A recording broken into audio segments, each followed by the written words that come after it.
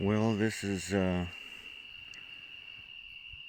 to be another little demonstration video here. Kind of just messing around with what kind of different combinations I can do with the transformer and these vacuum tube bulbs, and I'm now adding capacitors here. I got 4 of them. 2 of them are 2000 volts, the other 2 are 2300, and I got this transformer.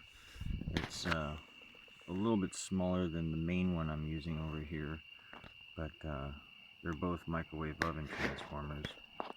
And I also added my my step-up transformer here to go up to 240th, but I usually go only about halfway. But I figured out that you can actually you can loop these capacitors together.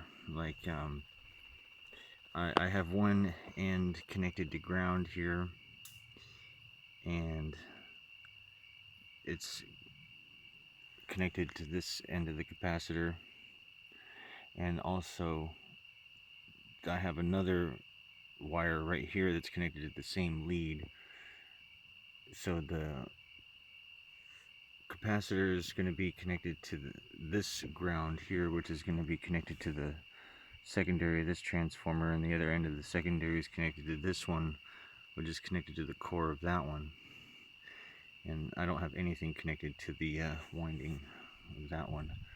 So they come on just by being connected to ground here. If the ground right here wasn't connected, they don't really light up. But as long as you get a connection to ground that's connected to this, that's basically receiving current from this ground rod right here. But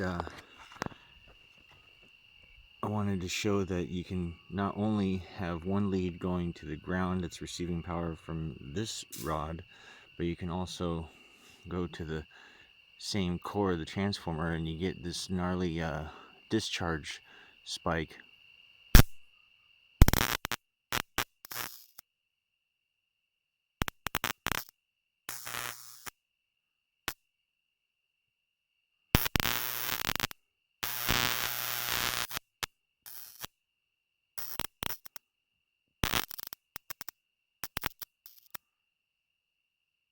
So one end of the capacitor string right here is connected to the core, and the other end is connected to the ground rod that's receiving power from this one. But I'm also adding the same one that's connected to the ground rod to the core again. So all these capacitors are discharging between the 2 rods and between this one core. And you get this constant spark discharge effect.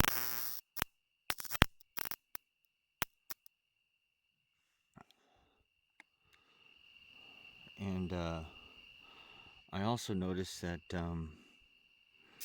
you can run a motor as well through this other transformer if you hook up to this lead like that.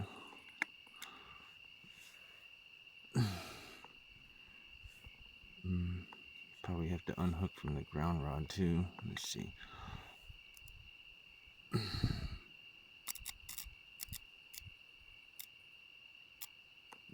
This one I have going to another ground rod right here. Nope. Well, oh well. I'll have to show that in another video. Anyway, very interesting stuff.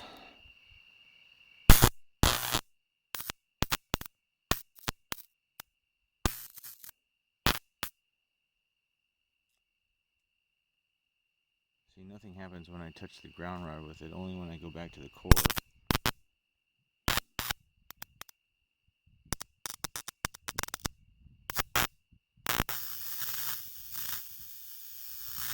And you get a constant spark discharge. It's pretty interesting. Anyway, there you have it. That's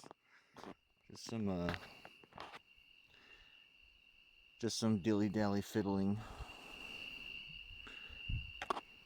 Different combinations.